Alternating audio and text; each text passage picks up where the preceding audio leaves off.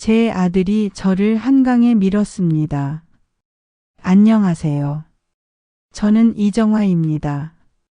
올해 56살이고 간호사로 일하다가 지금은 작은 반찬 가게를 운영하고 있습니다.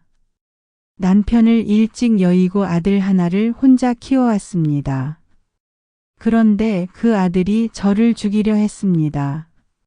한강의 밤바람이 차갑게 얼굴을 스쳤습니다. 가로등 불빛이 강물 위에서 흔들리고 있었고 멀리서 들려오는 자동차 소리만이 고요한 강변을 깨뜨렸습니다. 저는 아들 현우와 며느리 윤지 사이에 서서 걷고 있었습니다. 오랜만에 가족끼리 나들이를 한다며 기뻐했던 제 마음이 얼마나 순진했는지 그때는 몰랐습니다. 엄마, 여기 경치 정말 좋네요. 윤지가 환한 미소를 지으며 말했습니다. 평소와 다르게 다정한 목소리였습니다. 저는 며느리의 갑작스러운 친근함에 약간 어색함을 느꼈지만 가족이 화목한 것이 좋다고 생각했습니다. 그러게 오랜만에 이런 시간을 갖는 것 같아. 현우도 덤덤한 목소리로 말했습니다. 하지만 그의 표정에는 평소와 다른 무언가가 있었습니다. 저는 그것이 무엇인지 정확히 알 수 없었지만 가슴 한구석이 불편했습니다. 우리는 한강공원의 한적한 곳으로 걸어갔습니다. 사람들이 거의 없는 강변 쪽이었습니다. 저는 왜 굳이 이런 외진 곳으로 오자고 했는지 궁금했지만 아들과 며느리를 따라갔습니다. 가족과 함께하는 시간이 소중했기 때문입니다. 엄마. 갑자기 현우가 저를 불렀습니다. 그의 목소리에는 평소에 없던 차가운 기운이 느껴졌습니다. 저는 돌아서서 아들을 바라봤습니다. 그런데 그의 눈빛이 평소와 달랐습니다. 따뜻함이라곤 찾아볼 수 없는 마치 남을 보는 듯한 시선이었습니다. 왜 그러니, 현우야? 저는 아들에게 다가가려고 했습니다. 그런데 윤지가 제 옆으로 다가왔습니다.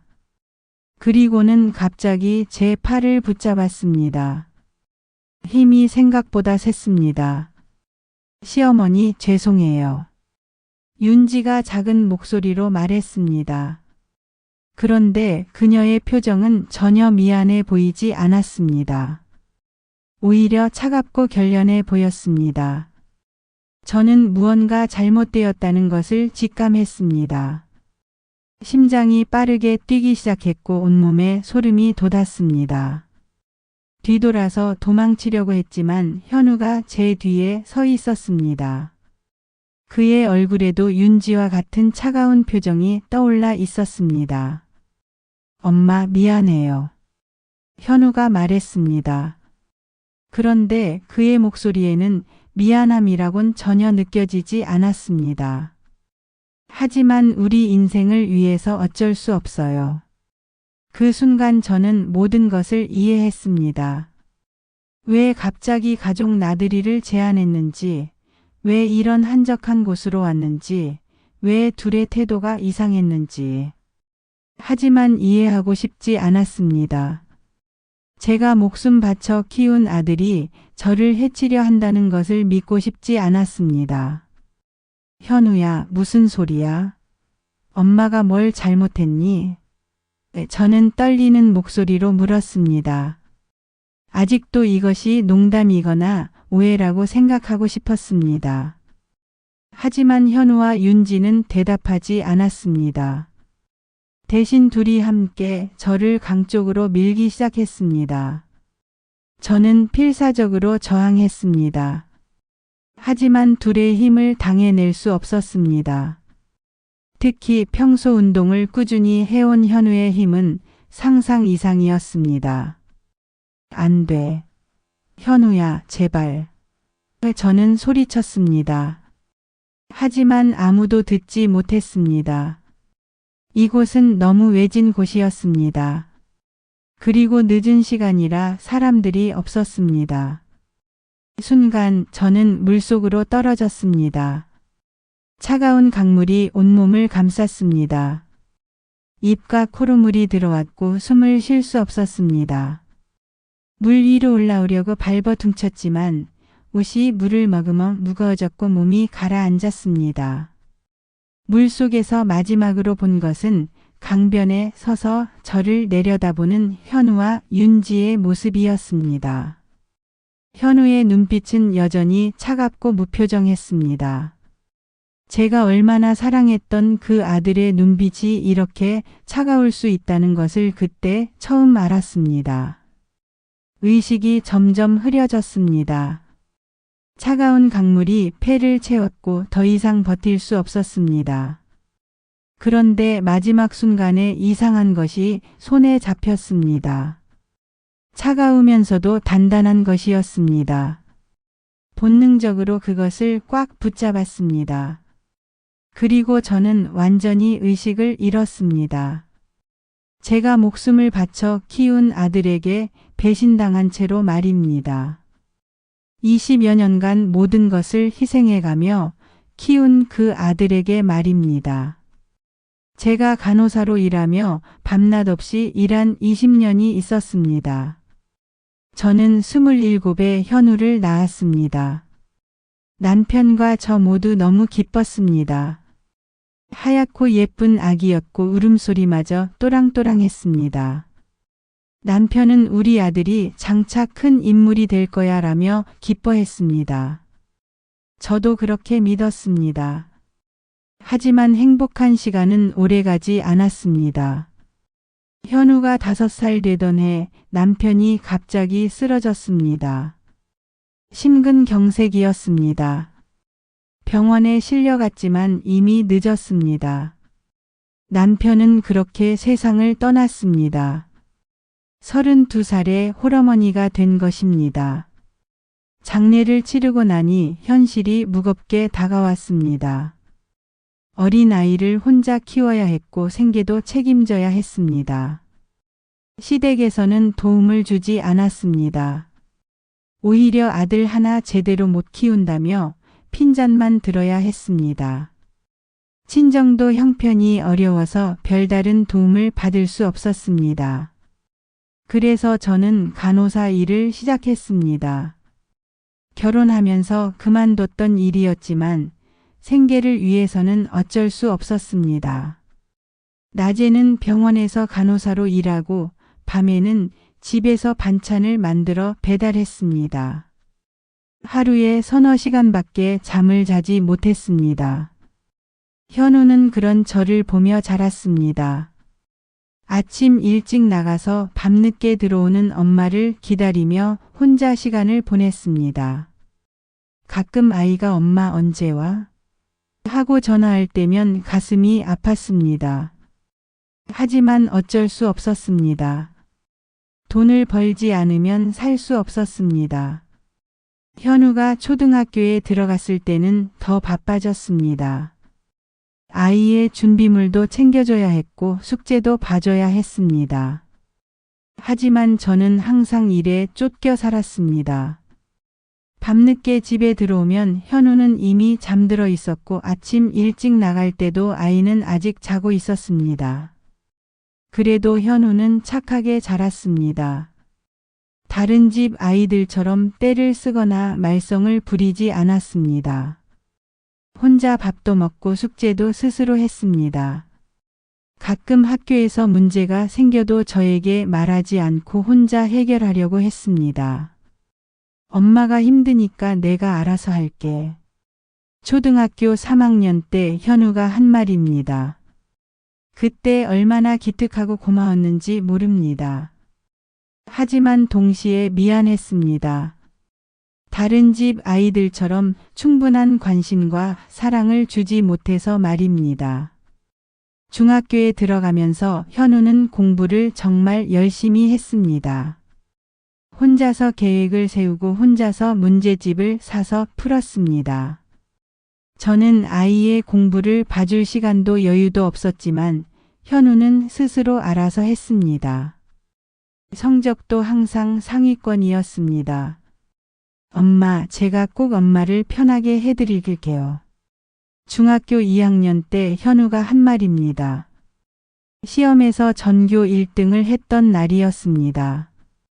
저는 그 말을 듣고 눈물이 났습니다. 이렇게 착한 아들을 두었으니 제 고생이 헛되지 않을 거라고 생각했습니다. 고등학교 때도 현우는 최상위권 성적을 유지했습니다. 저는 아이의 대학 진학을 위해 더 열심히 일했습니다. 반찬 배달 외에도 청소 일까지 했습니다.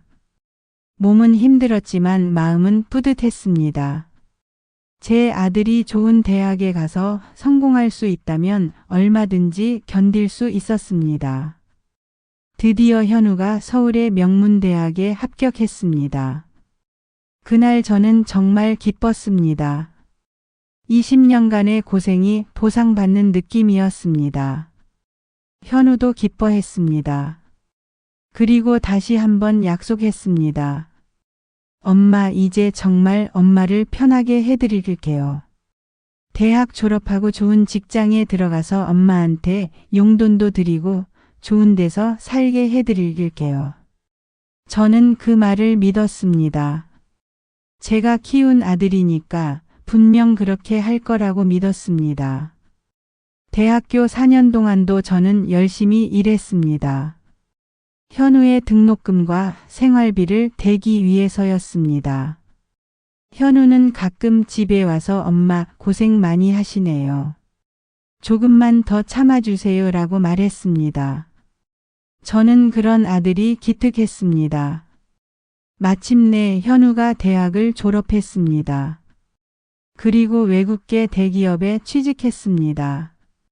연봉도 상당히 높았습니다. 저는 정말 자랑스러웠습니다. 동네 사람들도 부러워했습니다. 정화 씨 아들 정말 잘 됐네요 라는 말을 들을 때마다 뿌듯했습니다. 그런데 현우가 직장에 다니기 시작하면서부터 변화가 생겼습니다. 집에 오는 횟수가 줄어들었습니다. 전화도 자주 하지 않았습니다. 처음에는 바빠서 그런 줄 알았습니다. 신입사원이니까 적응하느라 힘들 거라고 생각했습니다. 몇 년이 지나고 현우는 결혼 이야기를 꺼냈습니다. 유학 중에 만난 여자친구가 있다고 했습니다. 그 여자가 윤지였습니다. 현우가 윤지를 데려왔을 때 저는 첫인상이 그리 좋지 않았습니다. 너무 세련되고 도도해 보였습니다. 저 같은 사람을 우습게 볼 것 같았습니다. 실제로 윤지는 저를 그리 편하게 대하지 않았습니다. 정중하긴 했지만 거리감이 있었습니다. 마치 다른 세계 사람을 보는 듯한 시선이었습니다. 하지만 현우가 좋아하니까 반대할 수는 없었습니다. 아들의 행복이 가장 중요했으니까요. 결혼식도 현우와 윤지가 모든 것을 알아서 했습니다. 저는 그냥 참석만 했습니다. 혼수나 예단도 제가 준비할 수 있는 것은 한계가 있었습니다. 윤지 쪽 집안은 여유가 있어 보였는데 저희 쪽은 초라했습니다. 하지만 어쩔 수 없었습니다. 결혼 후 현우는 더욱 집에 오지 않았습니다. 명절에나 가끔 얼굴을 보는 정도였습니다. 그것도 윤지와 함께 와서는 금방 가버렸습니다. 저는 외로웠지만 참았습니다. 젊은 부부가 바쁠 수 있다고 생각했습니다. 그런데 몇 년 전부터 현우와 윤지가 이상한 이야기를 꺼내기 시작했습니다. 투자 이야기였습니다. 특히 부동산 투자에 대해 자주 언급했습니다. 그리고 제가 살고 있는 집 이야기도 나왔습니다. 저는 그때까지도 현우가 저를 걱정해서 하는 말이라고 생각했습니다. 하지만 지금 생각해보니 그때부터 계획을 세우고 있었던 것 같습니다. 제 재산을 노리고 있었던 것입니다. 20년간 저를 위해 희생한다고 말했던 그 아들이 말입니다. 제 며느리가 처음으로 웃으며 저에게 부탁한 것은 집을 팔아달라는 것이었습니다. 윤지는 현우와 결혼한 지 3년이 지나서야 제게 진짜 속마음을 드러내기 시작했습니다.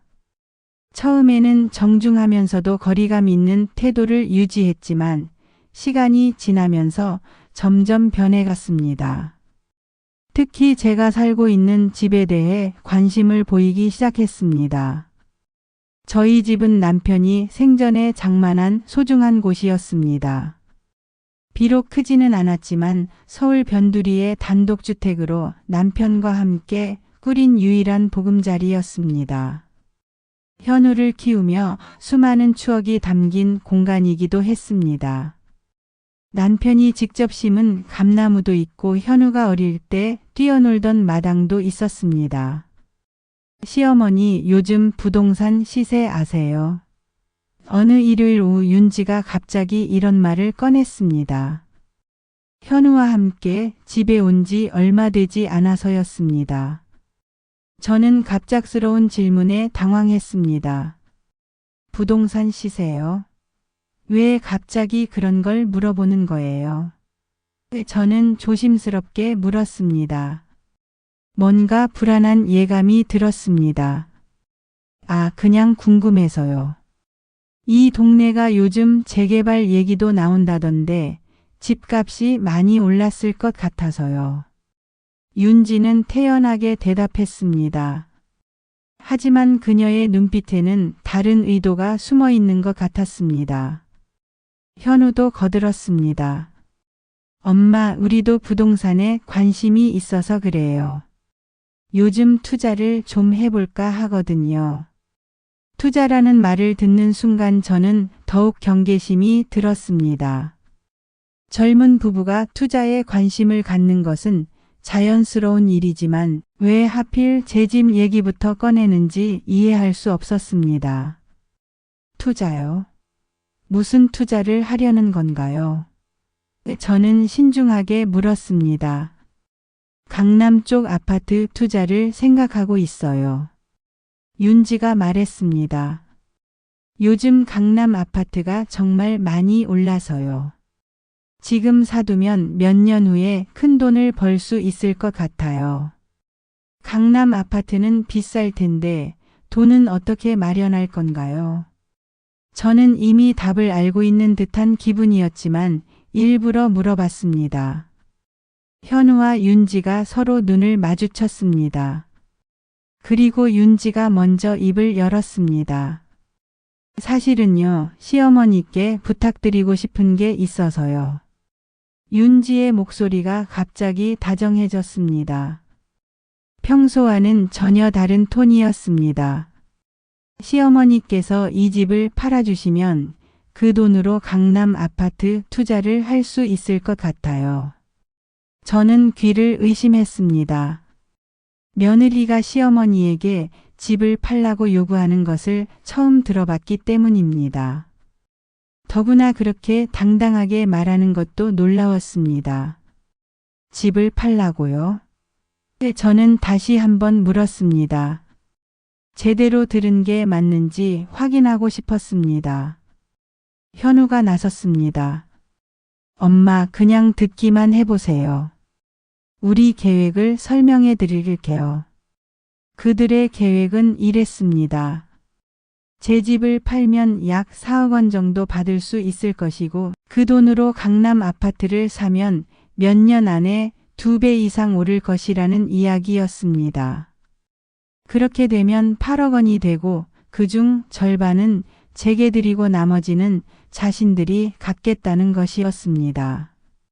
엄마가 지금 이 집에서 혼자 사시는 것보다 좋은 아파트에서 편하게 사시는 게 훨씬 좋잖아요.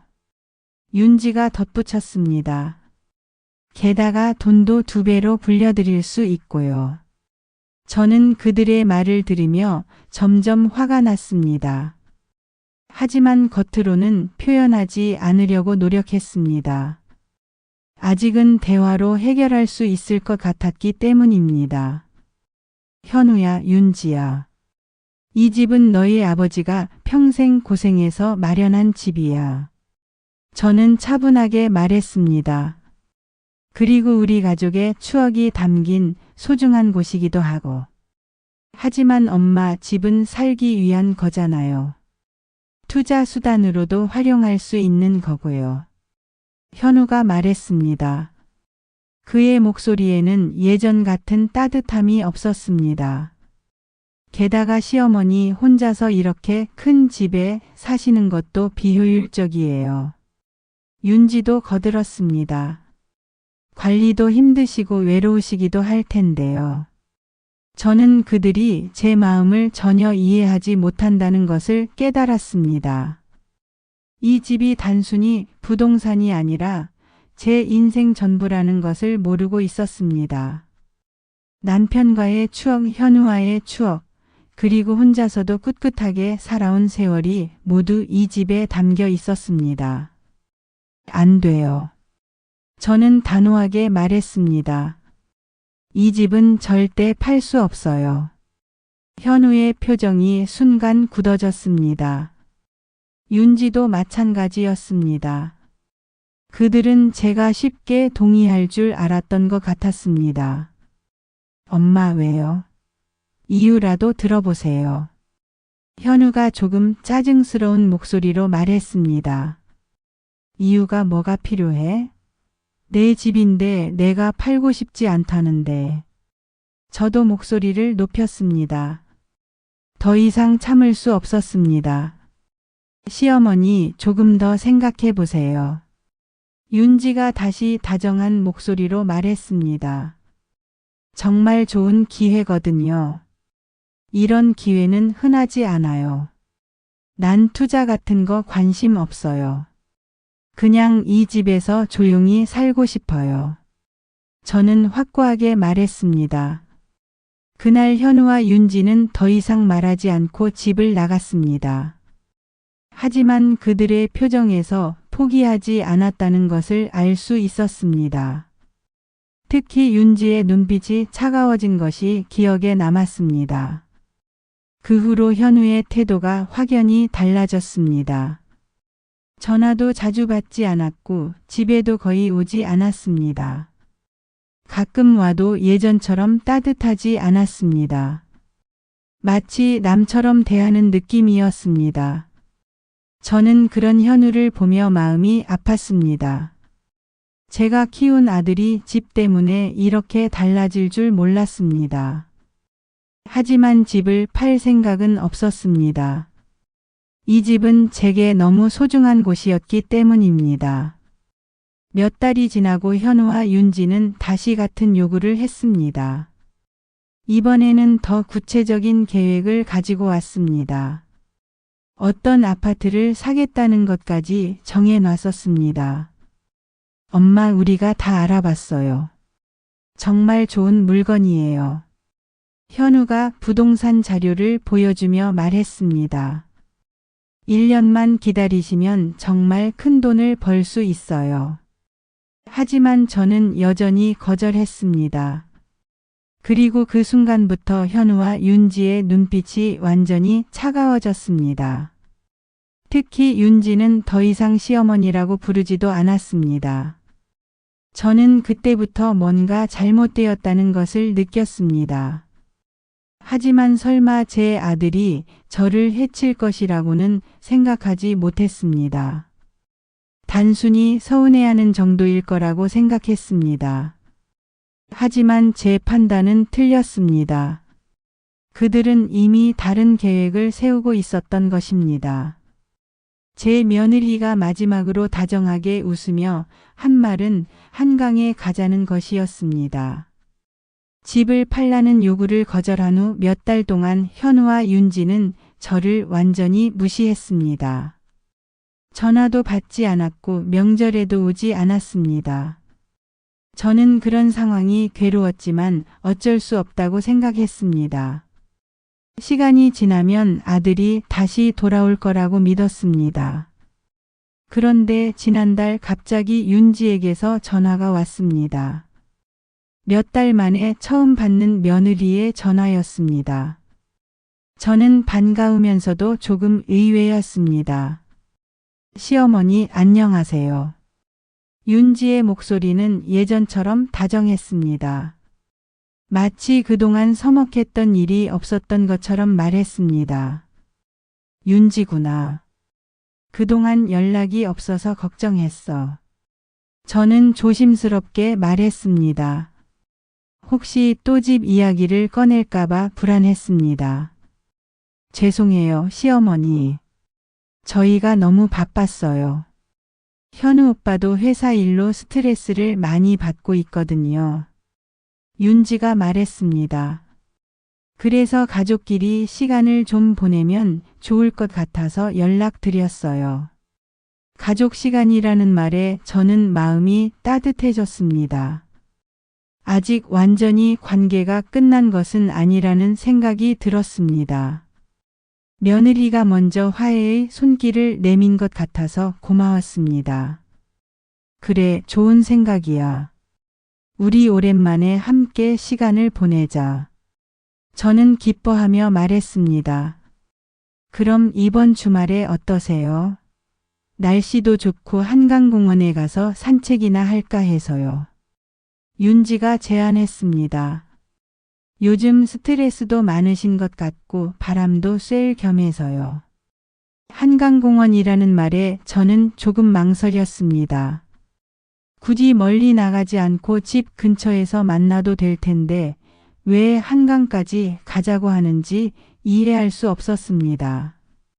하지만 며느리가 먼저 제안한 것이니 거절할 이유는 없다고 생각했습니다. 좋아, 그렇게 하자. 현우도 함께 오는 거지?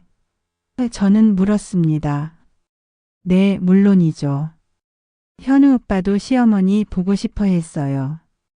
그동안 연락 못 드려서 많이 죄송해 했거든요.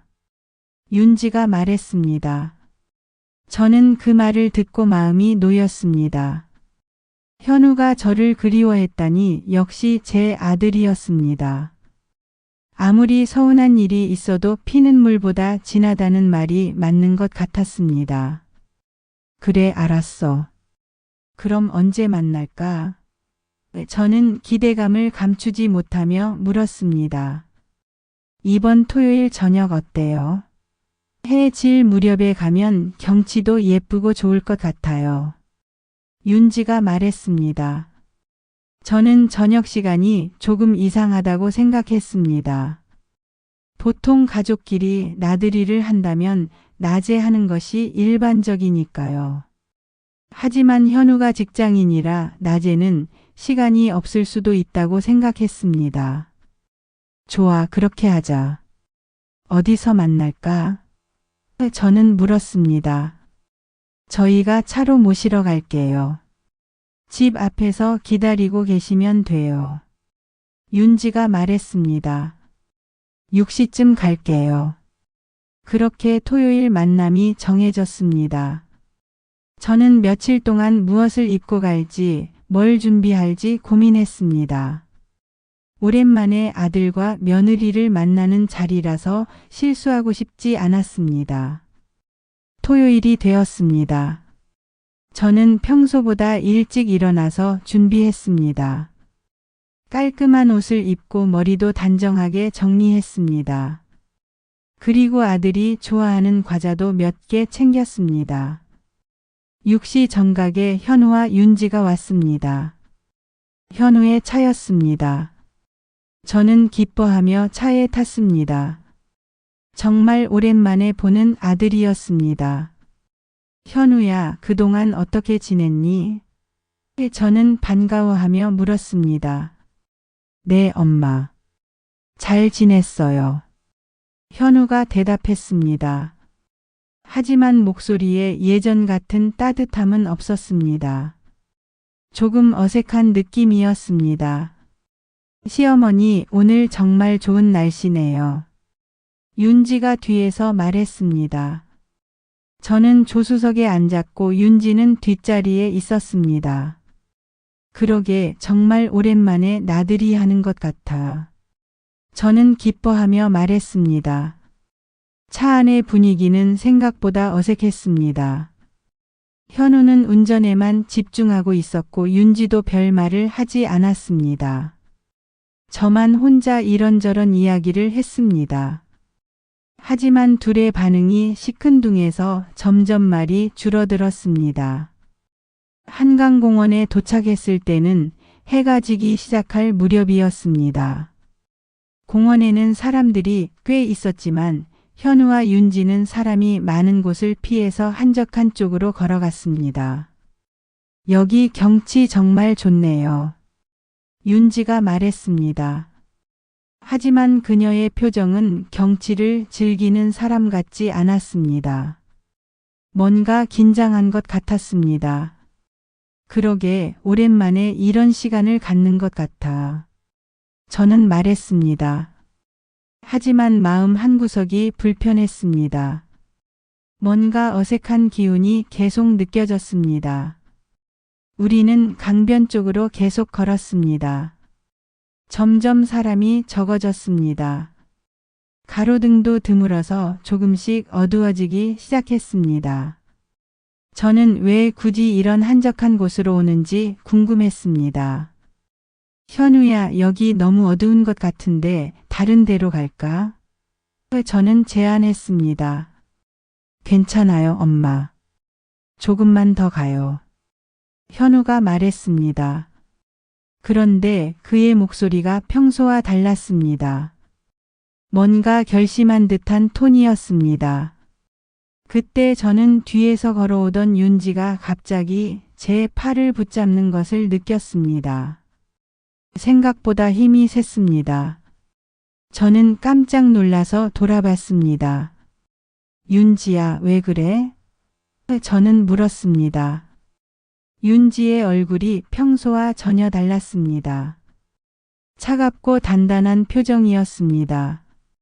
마치 다른 사람 같았습니다. 그리고 그녀의 눈에서는 따뜻함이라곤 전혀 찾아볼 수 없었습니다. 시어머니, 죄송해요. 윤지가 작은 목소리로 말했습니다. 하지만 전혀 죄송해 보이지 않았습니다.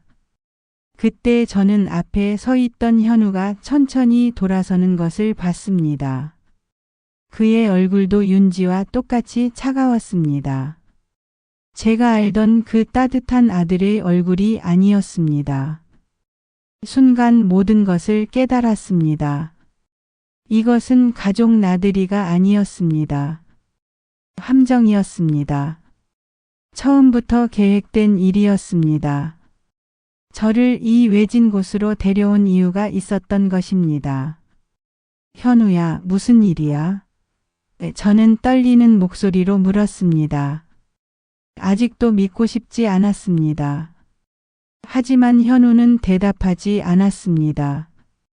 대신 한 걸음씩 제게 다가왔습니다. 그리고 윤지는 제 팔을 더 꽉 붙잡았습니다. 저는 도망치려고 했지만 윤지의 힘이 생각보다 셌습니다. 엄마, 미안해요. 현우가 드디어 입을 열었습니다.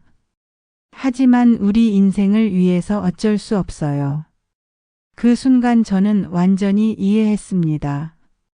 이들이 무엇을 하려는지, 왜 저를 여기로 데려왔는지. 하지만 받아들일 수 없었습니다. 제가 목숨 바쳐 키운 아들이 저를 해치려 한다는 것을 믿을 수 없었습니다. 제 생명을 구해준 분은 70살 할머니였습니다. 차가운 강물 속에서 의식을 잃었던 저는 누군가가 저를 끌어올리는 것을 희미하게 느꼈습니다. 물 밖으로 나오면서 폐에 찬 물을 토해냈고 거친 숨을 몰아쉬었습니다. 눈을 뜨니 낯선 할머니 한 분이 저를 내려다보고 있었습니다. 아이고, 이 사람아. 정신 차려. 할머니가 다급한 목소리로 말했습니다. 그분의 손이 제 등을 두드리고 있었습니다. 물 많이 마셨네. 토해내, 토해내. 저는 계속해서 물을 토해냈습니다. 목이 아프고 가슴이 답답했습니다. 하지만 살아있다는 것이 실감났습니다. 정말 기적 같은 일이었습니다. 할머니 감사합니다. 저는 가까스로 말했습니다. 목소리가 제대로 나오지 않았습니다. 감사는 무슨 당연한 일이지. 할머니가 말했습니다. 내가 김말선이야. 여기서 낚시하다가 너 떨어지는 거 봤어. 얼른 119에 신고해야겠다. 아니에요, 잠깐만요. 저는 급하게 말했습니다. 아직 정신이 완전히 돌아오지 않았지만 경찰이나 구급차가 오면 복잡해질 것 같았습니다. 무엇보다 현우와 윤지가 아직 근처에 있을 수도 있었습니다. 왜? 병원에 가봐야 해. 물 많이 마셨잖아. 말선 할머니가 걱정스럽게 말했습니다. 제가 괜찮아요. 정말로요. 저는 천천히 일어났습니다. 온몸이 젖어서 무겁고 추웠지만 다행히 심각한 부상은 없는 것 같았습니다. 할머니께서 빨리 구해주셔서 괜찮습니다. 말선 할머니는 70살이라고 하기에는 정말 건강해 보였습니다. 키도 작지 않았고 목소리도 힘차게 들렸습니다. 낚시복을 입고 있었고 손에는 낚싯대를 들고 있었습니다. 그래도 집에 가서 따뜻한 물로 씻고 옷 갈아입어야 해. 감기 걸려. 할머니가 말했습니다. 집이 어디야? 바래다 줄까? 저는 잠시 망설였습니다. 집에 가면 현우와 윤지가 또 나타날 수도 있었습니다. 그들이 제가 살아있다는 것을 알면 어떻게 할지 모를 일이었습니다. 사실은요, 할머니. 저는 털어놓기로 했습니다. 이 할머니가 아니면 도움을 받을 곳이 없었습니다. 제가 지금 집에 가기가 좀 어려운 상황이에요. 왜? 무슨 일 있었어? 말선 할머니가 의아해하며 물었습니다. 저는 잠시 주저했지만 결국 모든 이야기를 털어놓았습니다.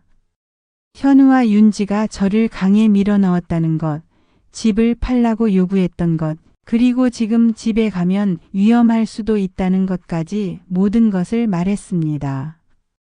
말선 할머니는 제 이야기를 조용히 들었습니다. 중간에 한숨을 쉬거나 고개를 젓기도 했지만 끝까지 들어주었습니다. 그리고 제 이야기가 끝나자 한참 동안 말이 없었습니다. 세상에 그런 자식이 다 있네. 할머니가 마침내 입을 열었습니다. 너 정말 고생 많았구나. 할머니의 말에 저도 모르게 눈물이 났습니다. 오늘 일어난 일들이 꿈이었으면 좋겠다고 생각했지만 현실이었습니다. 제가 목숨 바쳐 키운 아들이 저를 죽이려 했다는 것이 현실이었습니다. 그럼 우선 우리 집으로 가자.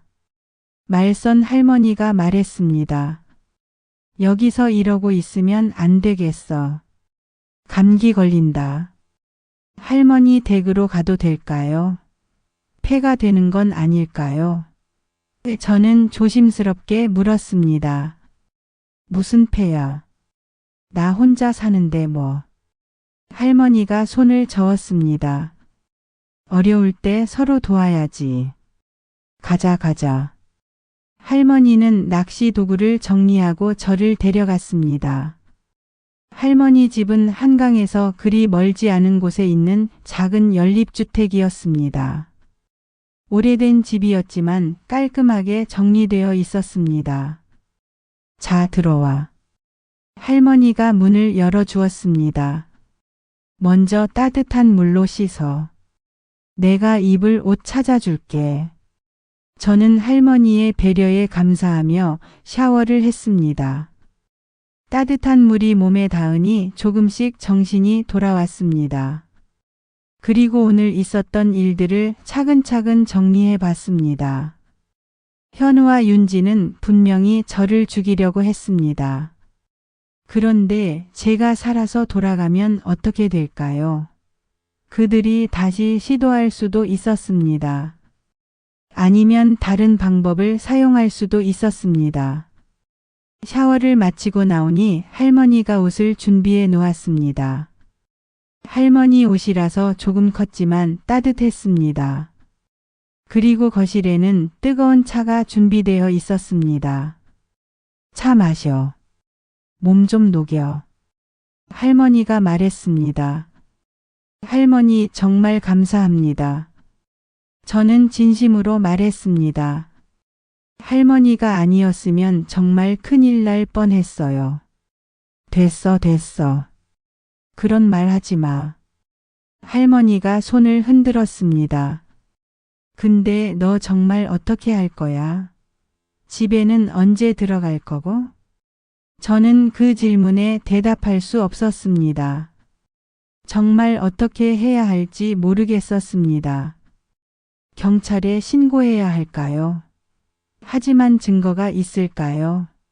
현우와 윤지는 분명히 사고라고 할 것이었습니다. 할머니는 가족이 어떻게 되세요? 저는 화제를 돌려서 물었습니다. 말선 할머니의 표정이 잠시 어두워졌습니다. 나도 너처럼 혼자야. 남편은 오래전에 죽었고 자식들은. 글쎄, 자식 이야기는 하기 싫어. 할머니의 목소리에 서글픔이 묻어났습니다. 저는 더 이상 묻지 않았습니다. 할머니도 저와 비슷한 아픔이 있는 것 같았습니다. 그냥 나는 이제 혼자 사는 게 편해. 할머니가 차를 마시며 말했습니다. 자식들 기대하면서 살다가 상처만 받았어. 차라리 혼자가 낫더라고. 저는 할머니의 말에 공감했습니다. 저도 현우를 키우면서 모든 희망을 그 아이에게 걸고 살았습니다. 하지만 결국 배신당했습니다. 혈연이라고 해서 무조건 믿을 수 있는 것은 아니라는 것을 깨달았습니다. 할머니, 제가 며칠 여기 있어도 될까요? 저는 조심스럽게 물었습니다. 집 상황을 정리할 때까지만요. 물론이지. 얼마든지 있어. 할머니가 흔쾌히 말했습니다. 나도 혼자 살다 보니 심심한데 오히려 좋아. 그날 밤 저는 할머니 집에서 잤습니다. 낯선 곳이었지만 마음이 편했습니다. 적어도 현우와 윤지의 위협에서는 벗어날 수 있었기 때문입니다. 하지만 잠들기 전에 손에 잡혔던 그 차가운 물체가 생각났습니다. 물속에서 본능적으로 붙잡았던 건 말입니다. 그것이 무엇이었을까요? 그리고 지금 어디에 있을까요? 제가 한강에서 건진 것은 일제강점기 때 숨겨진 금화 상자였습니다. 다음 날 아침 저는 어젯밤에 입고 있던 젖은 옷을 확인해 봤습니다. 말선 할머니가 빨아서 말려놨는데 주머니에서 이상한 것이 나왔습니다. 주먹만 한 크기의 낡은 금속 상자였습니다. 표면이 녹슬어서 오래된 것 같았고 무거웠습니다. 할머니, 이게 뭘까요?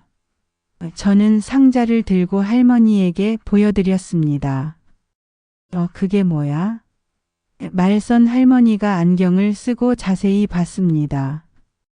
어디서 났어?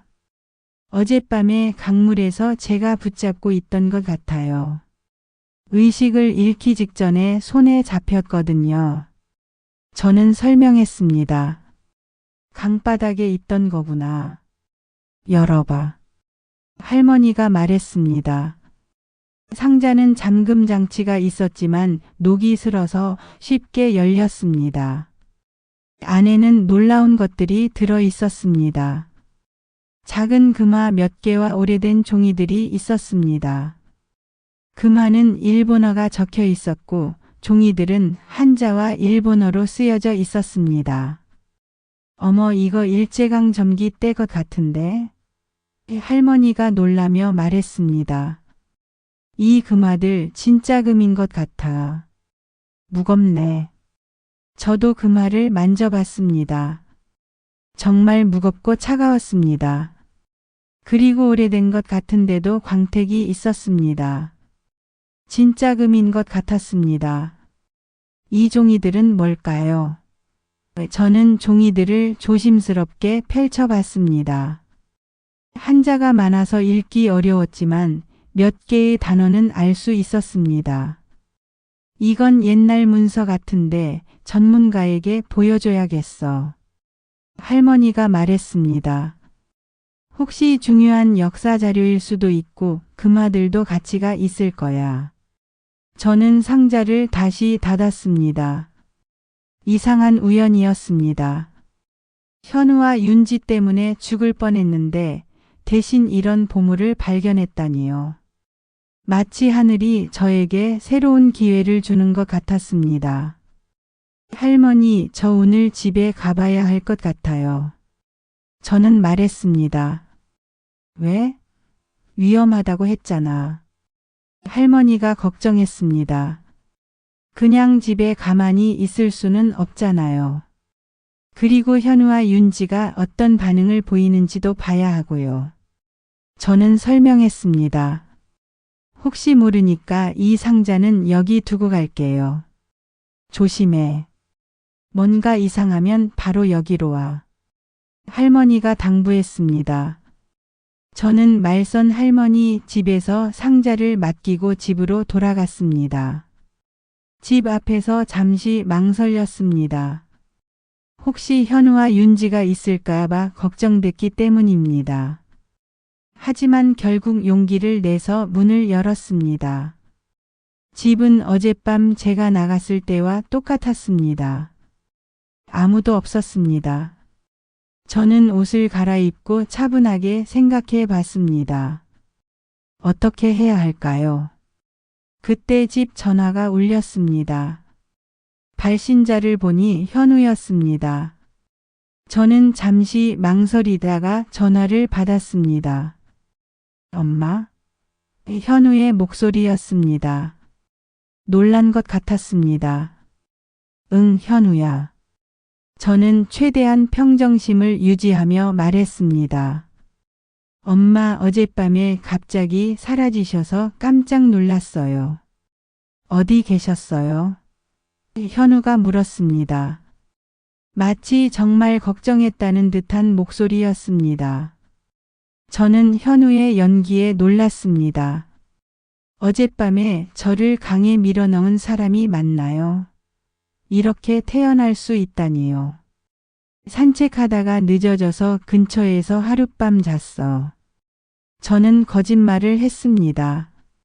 아직 제가 살아있다는 것을 알고 있는지 확실하지 않았습니다. 어머, 걱정했잖아요. 연락도 안 되고. 현우가 말했습니다. 괜찮으세요? 응, 괜찮아. 저는 짧게 대답했습니다. 그럼 오늘 저녁에 뵐게요. 윤지랑 함께 갈게요. 현우가 말했습니다. 전화를 끊고 나서 저는 혼란스러웠습니다. 현우와 윤지가 정말 올까요? 제가 살아있다는 것을 알고도 올까요? 아니면 제가 죽었다고 생각하고 있는 걸까요? 저는 집 안을 자세히 살펴봤습니다. 혹시 뭔가 바뀐 것이 있나 확인하려고 했습니다. 그런데 제 방에서 이상한 것을 발견했습니다. 서랍이 조금 열려 있었습니다. 제가 나갈 때는 분명히 닫아놨는데요. 서랍을 열어보니 중요한 서류들이 사라져 있었습니다. 집 등기부등본, 통장, 도장 같은 것들이 없었습니다. 누군가 제가 없는 사이에 들어와서 가져간 것 같았습니다. 그때 문득 깨달았습니다. 현우와 윤지는 제가 죽었다고 생각하고 있을 것입니다. 그래서 집에 들어와서 상속 관련 서류들을 가져간 것입니다. 하지만 제가 전화를 받자 당황했을 것입니다. 저는 급하게 휴대폰을 꺼내서 CCTV 관련 정보를 찾아봤습니다. 우리 동네에는 방범용 CCTV가 여러 곳에 있었습니다. 혹시 현우와 윤지가 집에 들어오는 모습이 찍혔을 수도 있었습니다. 동네 관리사무소에 가서 사정을 말하고 CCTV를 확인해 달라고 했습니다. 처음에는 개인정보라며 거절했지만 제가 집 주인이고 도난 신고를 하겠다고 하니까 보여줬습니다. 정말 놀라운 것을 발견했습니다. 어젯밤 11시쯤 현우와 윤지가 제 집에 들어가는 모습이 선명하게 찍혀 있었습니다. 그리고 새벽 1시쯤 나오는 모습도 있었습니다. 손에 가방을 들고 있었습니다. 이 영상 복사해 주실 수 있나요? 저는 관리사무소 직원에게 부탁했습니다. 도난 신고하실 거면 경찰서에서 정식으로 요청하셔야 해요. 직원이 말했습니다. 저는 USB를 하나 사서 영상을 복사해 달라고 했습니다. 이것은 중요한 증거였습니다. 현우와 윤지가 제가 죽었다고 생각하고 집에 들어와서 서류들을 훔쳐간 것입니다. 집으로 돌아와서 저는 찬찬히 계획을 세웠습니다. 현우와 윤지는 저녁에 올 것입니다. 제가 살아있다는 것을 확인하러 올 것입니다. 그때 어떻게 행동할까요? 저는 말선 할머니에게 전화를 걸었습니다. 할머니, 저예요. 큰일 났어요. 제 집에 도둑이 들었어요. 현우와 윤지가 제가 죽었다고 생각하고 서류들을 훔쳐갔어요. 뭐라고? 정말? 할머니가 놀랐습니다. 네, CCTV에 다 찍혔어요. 그리고 오늘 저녁에 또 온다고 해요. 저는 설명했습니다. 위험해, 위험해. 여기로 와. 할머니가 걱정했습니다. 아니요, 할머니. 이번에는 제대로 대응해야 해요. 경찰에 신고할 거예요. 저는 결심했습니다. 드디어 진실을 밝힐 때가 온 것 같았습니다. 제가 가진 증거는 CCTV 영상과 금화 상자였습니다. 그리고 무엇보다 제가 살아있다는 것 자체가 가장 큰 증거였습니다. 제 아들이 마지막으로 제게 한 말은 겁만 주려고 했다는 거짓말이었습니다. 그날 저녁 현우와 윤지가 정말로 왔습니다. 저는 미리 경찰서에 신고를 해놓은 상태였습니다. CCTV 영상과 도난당한 서류 목록을 모두 제출했습니다. 경찰은 처음에는 가족 간의 문제라며 소극적이었지만 살인미수 의혹이 있다고 하니까 진지하게 받아들였습니다. 현우와 윤지는 7시 정확히 왔습니다. 평소보다 일찍 온 것이었습니다. 아마도 제가 정말 살아있는지 확인하고 싶었던 것 같습니다. 엄마, 안녕하세요. 현우가 집에 들어서며 말했습니다. 그런데 그의 표정에는 안도감과 당황스러움이 동시에 보였습니다. 시어머니, 어젯밤에 정말 걱정했어요. 윤지도 말했습니다. 하지만 그녀의 눈빛은 차가웠습니다. 연기를 하고 있다는 것이 느껴졌습니다. 응, 들어와. 저는 담담하게 말했습니다. 더 이상 이들에게 속지 않을 작정이었습니다. 거실에 앉자마자 현우가 질문했습니다. 엄마, 어젯밤에 정말 어디 계셨어요? 갑자기 사라지셔서 놀랐잖아요. 한강에서 산책하다가 늦어져서 근처 찜질방에서 잤어. 저는 거짓말을 했습니다. 아직 진실을 말할 때가 아니었습니다. 아, 그러셨구나. 연락도 안 되고 해서요. 윤지가 말했습니다. 혹시 몸은 괜찮으세요? 어젯밤에 춥지 않으셨어요? 저는 윤지의 질문에 소름이 돋았습니다. 제가 강에 빠져서 추웠는지 묻는 것 같았기 때문입니다. 정말 뻔뻔한 사람들이었습니다. 괜찮아. 그런데 너희들 내가 없는 사이에 우리 집에 왔었니? 저는 직접적으로 물었습니다. 현우와 윤지의 표정이 순간적으로 굳어졌습니다. 하지만 금세 평정심을 되찾는 것 같았습니다. 왜요? 저희가 언제 왔다고요? 현우가 되물었습니다. 내 서류들이 없어졌거든. 등기부등본이랑 통장, 도장 같은 것들 말이야. 저는 계속 추궁했습니다. 그런 중요한 것들을 어디 뒀는지 잊어버리신 거 아니에요. 윤지가 말했습니다.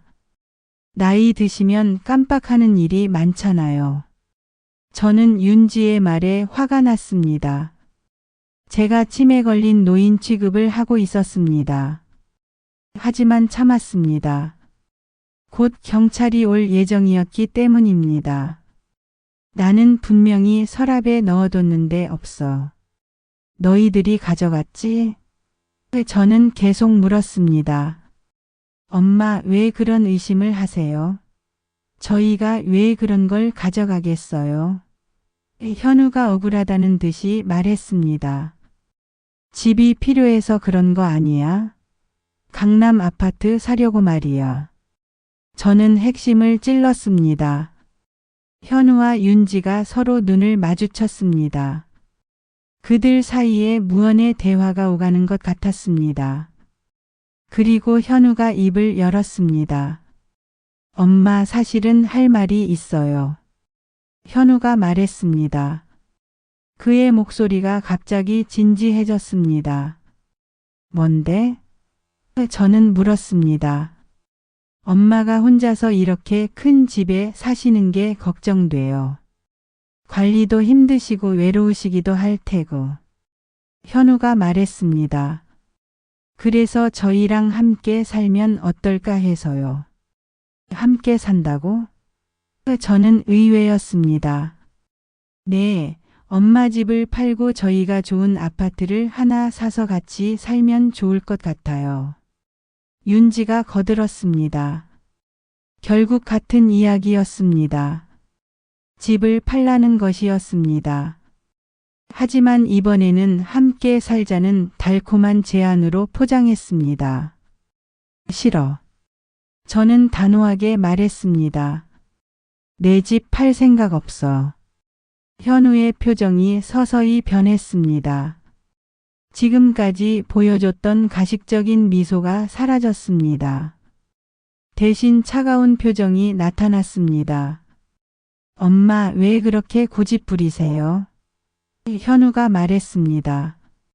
목소리도 냉랭해졌습니다. 고집이 아니야. 내 집인데 내가 팔고 싶지 않다는 거야. 저는 맞섰습니다. 시어머니, 저희가 이렇게 좋은 제안을 하는데 왜 거절하세요? 윤지도 목소리를 높였습니다. 그때 인터폰이 울렸습니다. 경찰이 온 것이었습니다. 저는 일어나서 문을 열었습니다. 안녕하세요, 경찰입니다. 이정화 씨 맞으시죠? 경찰관이 말했습니다. 네, 맞습니다. 저는 대답했습니다. 현우와 윤지의 얼굴이 새하얗게 변했습니다.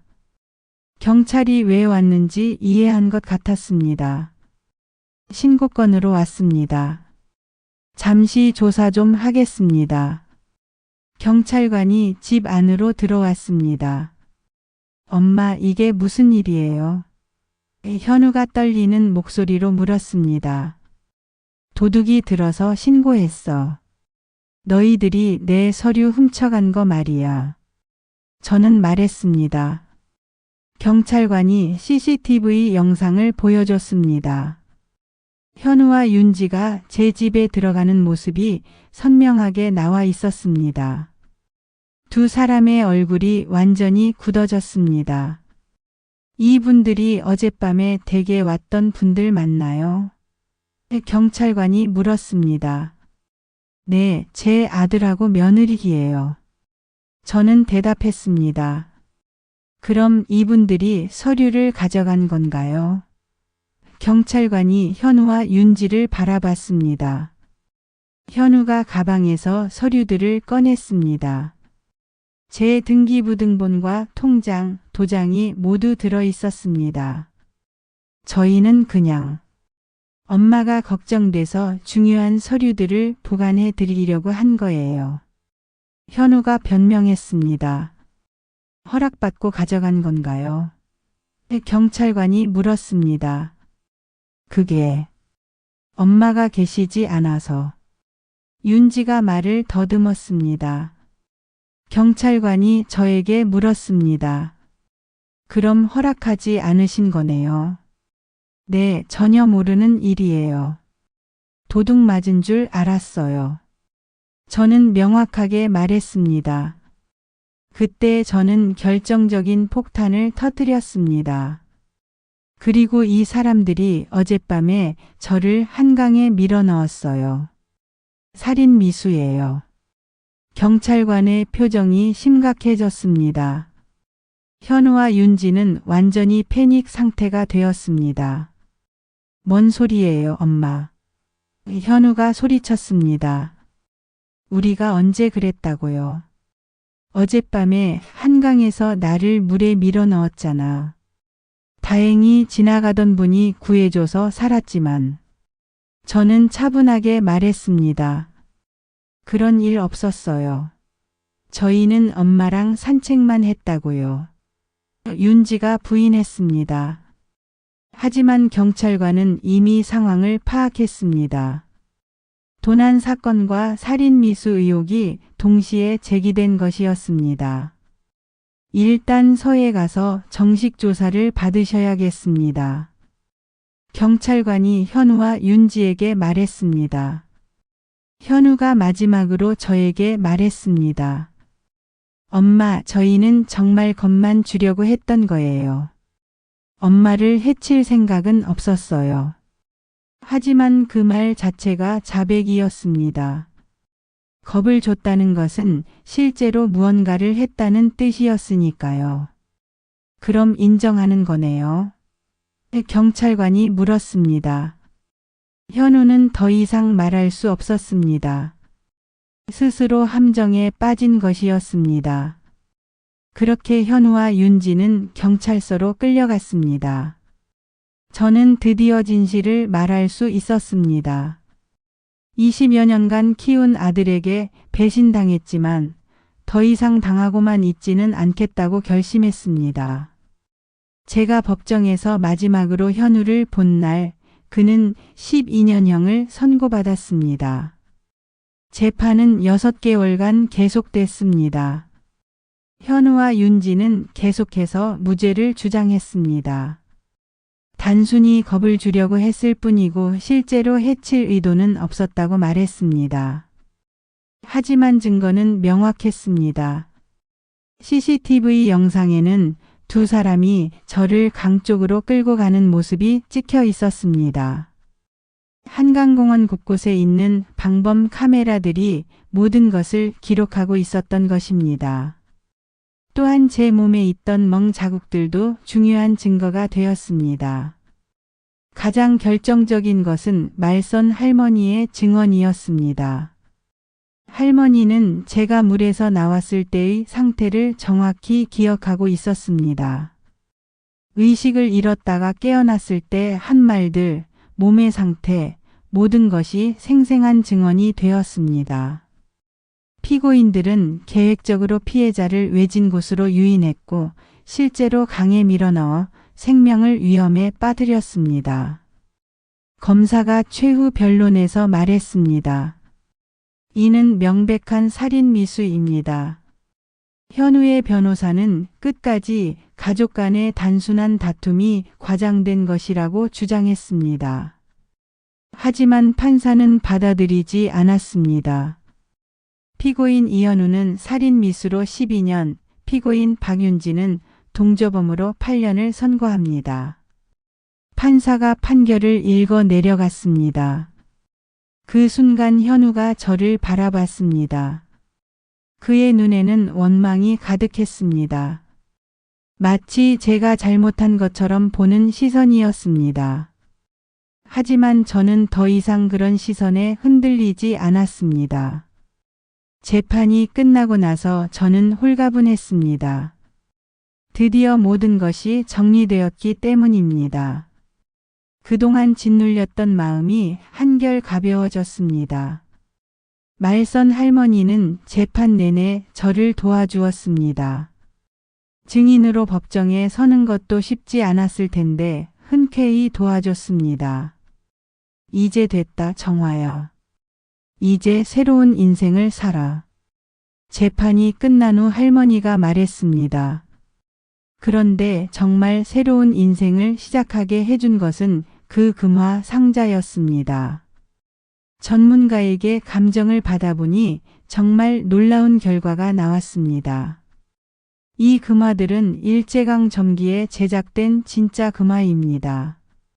현재 가치로 약 2억 원 정도 될 것 같습니다. 감정사가 말했습니다. 그리고 이 문서들도 매우 중요한 역사 자료예요. 박물관에서 구입하고 싶어 할 겁니다. 정말 믿기 어려운 일이었습니다. 현우와 윤지 때문에 죽을 뻔했는데 대신 큰 재산을 얻게 된 것입니다. 마치 하늘이 저에게 보상을 해주는 것 같았습니다. 저는 금화의 일부를 팔아서 새로운 사업을 시작했습니다.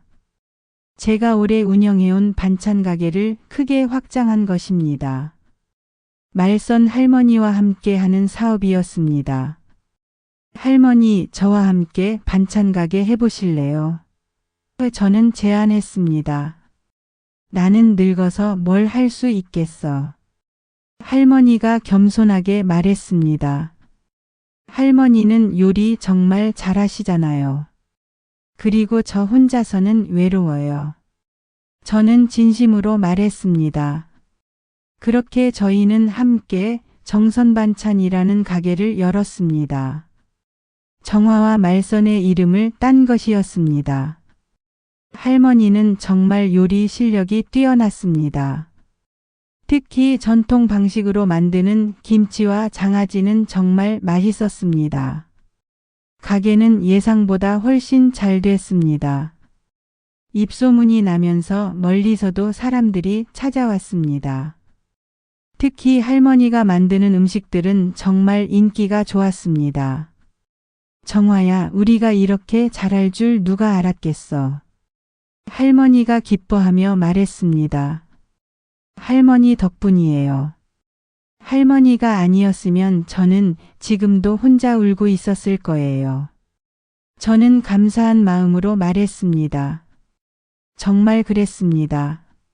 말선 할머니가 아니었다면 저는 현우의 배신에서 헤어나지 못했을 것입니다. 할머니는 단순히 생명의 은인이 아니라 새로운 인생의 동반자가 되어 주었습니다. 가게 일을 하면서 저는 많은 사람들을 만났습니다. 단골 손님들과 이야기를 나누고 그분들의 고민도 들어주곤 했습니다. 그러면서 깨달은 것이 있었습니다. 혈연이라고 해서 반드시 가족은 아니라는 것입니다. 진짜 가족은 마음으로 맺어지는 것이라는 것을 알게 되었습니다. 말선 할머니는 저에게 현우보다 훨씬 소중한 가족이 되었습니다. 저희는 가게에서 번 돈으로 작은 집을 하나 더 샀습니다. 할머니와 저는 각자의 공간을 가지면서도 가까이 살게 되었습니다. 매일 함께 일하고 함께 밥을 먹었습니다. 할머니, 저는 할머니를 만나서 정말 행복해요. 어느 날 저는 할머니에게 말했습니다. 나도 그래, 정화야. 너 때문에 내 인생이 다시 시작된 것 같아. 할머니가 대답했습니다. 가끔 현우 생각이 날 때도 있었습니다. 감옥에 있는 그 아이가 어떻게 지내는지 궁금했습니다. 하지만 더 이상 죄책감을 느끼지는 않았습니다. 제가 잘못한 것이 아니라는 것을 알았기 때문입니다. 현우는 제가 키운 아들이었지만 결국 저를 배신했습니다. 하지만 말선 할머니는 남이었는데도 저를 진짜 가족처럼 대해 주었습니다. 혈연보다 중요한 것은 마음이라는 것을 깨달았습니다. 저희 가게에는 이런 문구를 걸어놨습니다. 진짜 가족은 혈연이 아니라 마음으로 맺어집니다. 많은 손님들이 이 문구를 보고 공감한다고 말했습니다. 저는 이제 과거에 매달리지 않습니다. 현우에 대한 원망도 윤지에 대한 분노도 내려놓았습니다. 대신 앞으로의 삶에 집중합니다. 말선 할머니와 함께 만들어가는 새로운 삶의 말입니다. 때로는 어려운 일도 있습니다. 가게 운영이 쉽지 않을 때도 있고 몸이 아플 때도 있습니다.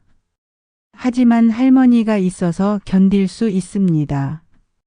서로 의지하며 살아가고 있습니다. 정화야, 우리 정말 복받은 것 같아. 할머니가 자주 하는 말입니다. 저도 그렇게 생각합니다. 비록 힘든 일을 겪었지만 결국 진짜 가족을 만났으니까요. 현우는 저를 버렸지만 하늘은 저에게 더 좋은 가족을 보내주었습니다. 지금 저는 정말 행복합니다. 매일 할머니와 함께 일하고 손님들의 웃는 얼굴을 보고 저녁에는 함께 차를 마시며 하루를 정리합니다. 이런 평범한 일상이 얼마나 소중한지 새삼 깨닫습니다. 아들이 저를 배신했지만 저는 더 이상 혼자가 아닙니다. 진짜 내 삶을 살아가고 있습니다. 제가 진짜 가족의 의미를 깨달은 것은 말선 할머니와 함께한 3년째 되는 해였습니다. 그날은 정선반찬 가게 3주년 기념일이었습니다. 저희는 작은 파티를 열기로 했습니다. 단골 손님들을 초대해서 함께 축하하는 자리였습니다. 생각해보니 지난 3년이 제 인생에서 가장 행복한 시간이었습니다. 정화야, 3년 전에 우리가 이렇게 될 줄 누가 알았겠어. 말선 할머니가 가게를 둘러보며 말했습니다. 벽면에는 단골 손님들이 보내준 축하 화환들이 가득했습니다. 동네에서 유명한 반찬 가게가 된 것입니다. 정말 그래요, 할머니. 할머니 덕분이에요. 저는 진심으로 말했습니다. 가게는 이제 동네를 넘어서 서울 전역에서 소문난 곳이 되었습니다. 할머니의 전통 요리법과 제 정성이 만나서 만든 결과였습니다. 특히 할머니가 직접 담근 김치와 된장은 정말 인기가 좋았습니다. 오후 6시부터 파티가 시작되었습니다. 평소 저희를 아껴주시던 단골 손님들이 하나둘씩 오셨습니다. 근처 상인분들도 축하하러 와주셨습니다. 작은 가게였지만 정말 많은 분들이 사랑해주고 계셨습니다. 사장님들 축하드려요. 김씨 아저씨가 큰 목소리로 말했습니다. 저희 가게 단골 1호 손님이셨습니다. 처음에는 작은 가게였는데 이렇게 번창하시니까 정말 보기 좋아요. 고맙습니다. 다 여러분들이 아껴주셔서 가능한 일이에요. 저는 인사했습니다. 파티가 한창 진행될 때 예상치 못한 일이 일어났습니다. 가게 문이 열리면서 익숙한 얼굴이 들어온 것입니다. 현우였습니다. 3년 만에 보는 아들이었습니다. 순간 가게 안이 조용해졌습니다. 손님들도 무슨 일인지 알 수 있는 분위기였습니다. 저는 심장이 빠르게 뛰는 것을 느꼈습니다. 하지만 도망치고 싶지는 않았습니다. 더 이상 현우를 무서워하지 않았기 때문입니다. 엄마. 현우가 조심스럽게 말했습니다. 그는 많이 야위어 있었습니다. 감옥 생활이 쉽지 않았던 모양입니다. 왜 여기 왔니? 저는 차분하게 물었습니다. 예전처럼 당황하거나 화내지 않았습니다. 엄마께 사과드리러 왔어요. 현우가 말했습니다. 제가 정말 잘못했어요. 말선 할머니가 제 옆으로 다가왔습니다. 혹시 모를 상황에 대비하는 것 같았습니다. 하지만 저는 괜찮다는 눈빛을 보냈습니다. 사과는 됐어. 저는 담담하게 말했습니다. 이미 다 지난 일이야. 엄마, 제가 정말 미안해요. 그때 제정신이 아니었어요. 현우가 계속 말했습니다. 윤지는 이혼했어요. 감옥에 있는 동안 이혼했어요. 저는 현우의 말을 듣고 있었지만 별다른 감정이 들지 않았습니다. 예전 같았으면 안쓰러워하거나 걱정했을 텐데 이제는 그렇지 않았습니다. 그는 더 이상 제 아들이 아니었습니다. 그래, 알겠어. 저는 짧게 대답했습니다. 엄마, 저 다시 시작하고 싶어요. 엄마 용서해 주시면 다시 효도할게요. 현우가 간절하게 말했습니다. 하지만 저는 고개를 저었습니다. 현우야, 늦었어. 이미 기회는 줬잖아. 엄마, 제발. 현우가 울먹였습니다. 너는 이미 내가 선택한 길을 간 거야. 나도 내가 선택한 길을 가고 있어. 저는 확고하게 말했습니다. 이제 우리는 남이야. 현우의 얼굴이 절망적으로 변했습니다. 하지만 저는 더 이상 그런 표정에 흔들리지 않았습니다. 3년 전의 저와는 완전히 달라져 있었습니다. 그럼 엄마는 저를 완전히 포기하시는 거예요? 현우가 마지막으로 물었습니다. 응, 포기했어. 저는 명확하게 대답했습니다. 너도 나를 포기했잖아. 한강에서. 현우는 더 이상 할 말이 없었습니다. 잠시 서 있다가 고개를 떨구고 나갔습니다. 저는 그런 현우를 보내며 마음이 편했습니다. 드디어 완전히 정리된 기분이었습니다. 괜찮아? 말선 할머니가 걱정스럽게 물었습니다. 네, 괜찮아요. 오히려 시원해요. 저는 웃으며 대답했습니다. 손님들도 저희가 괜찮다는 것을 확인하고 다시 분위기를 띄워주셨습니다. 파티는 계속 이어졌습니다. 현우의 방문은 단순한 해프닝에 불과했습니다. 파티가 끝나고 손님들이 모두 돌아간 후 저와 할머니는 가게를 정리했습니다. 그리고 함께 차를 마시며 하루를 정리했습니다. 정화야, 오늘 현우 보고 어땠어? 할머니가 조심스럽게 물었습니다. 아무 감정이 안 들었어요. 저는 솔직하게 말했습니다. 예전에는 제 아들이었지만 이제는 그냥 모르는 사람 같았어요. 그래, 그게 맞아. 너를 해치려 했던 사람한테 정을 둘 필요 없어. 할머니가 말했습니다. 저는 고개를 끄덕였습니다. 정말 그랬습니다. 현우는 이미 제 인생에서 사라진 사람이었습니다.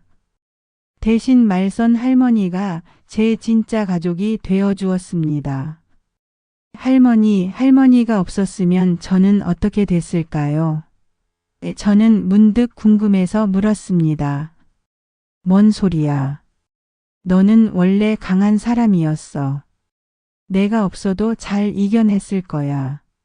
할머니가 말했습니다. 하지만 저는 그렇게 생각하지 않았습니다. 할머니가 아니었다면 저는 아직도 현우에 대한 원망과 분노에 사로잡혀 살았을 것입니다. 할머니가 저에게 새로운 삶을 보여주었습니다. 할머니는 저에게 진짜 어머니 같아요. 저는 진심으로 말했습니다. 나도 그래, 정화야. 너는 내 딸 같아. 할머니가 눈물을 글썽이며 말했습니다. 저희는 서로를 바라보며 웃었습니다. 혈연으로 맺어진 관계는 아니었지만 마음으로 맺어진 진짜 가족이었습니다. 그날 밤 저는 일기를 썼습니다. 몇 년 전부터 시작한 습관이었습니다. 힘들었던 일들을 정리하고 감사한 일들을 기록하는 시간이었습니다. 오늘은 가게 3주년 기념일이었다. 많은 분들이 축하해 주셨고 현우도 왔다. 하지만 현우를 보고도 아무 감정이 들지 않았다. 이제 정말로 과거와 결별한 것 같다. 말선 할머니와 함께하는 매일이 행복하다. 진짜 가족이 무엇인지 알게 되었다. 일기를 쓰고 나니 마음이 더욱 평온해졌습니다. 저는 창밖을 바라봤습니다. 한강이 멀리 보였습니다. 3년 전에 죽을 뻔했던 그곳이었지만 이제는 무섭지 않았습니다. 오히려 새로운 인생이 시작된 곳으로 기억하고 있었습니다. 아들이 저를 배신했지만 하늘은 저에게 새로운 가족을 주었습니다. 이제 저는 혼자가 아닙니다. 말선 할머니라는 진짜 가족이 있습니다. 그리고 저희를 사랑해주는 많은 사람들이 있습니다. 내일도 할머니와 함께 가게를 열고 손님들을 맞이할 것입니다. 평범한 일상이지만 그 일상이 얼마나 소중한지 잘 알고 있습니다. 현우에게 모든 것을 빼앗길 뻔했지만 결국 더 소중한 것들을 얻게 되었습니다. 저는 이제 진짜 내 삶을 살아갑니다. 다른 사람을 위해 희생하는 삶이 아니라 제가 원하는 삶을 살아갑니다. 그리고 그 산속에는 말선 할머니가 있고 저희를 아껴주는 많은 분들이 있습니다. 혈연이 전부가 아닙니다. 진짜 가족은 마음으로 맺어지는 것입니다. 저는 그것을 배웠습니다. 그리고 그 교훈으로 새로운 인생을 살아가고 있습니다. 지금 이 순간 저는 정말 행복합니다. 더 이상 과거에 매달리지 않습니다. 현우를 원망하지도 불쌍해하지도 않습니다. 그저 저의 현재와 미래에 집중합니다. 말선 할머니와 함께 만들어가는 아름다운 일상에 집중합니다. 이것이 제 이야기입니다. 아들에게 배신당했지만 진짜 가족을 찾은 이야기입니다. 한강에 빠져 죽을 뻔했지만 새로운 삶을 얻은 이야기입니다. 그리고 이제 진짜 제 삶을 살아가는 이야기입니다.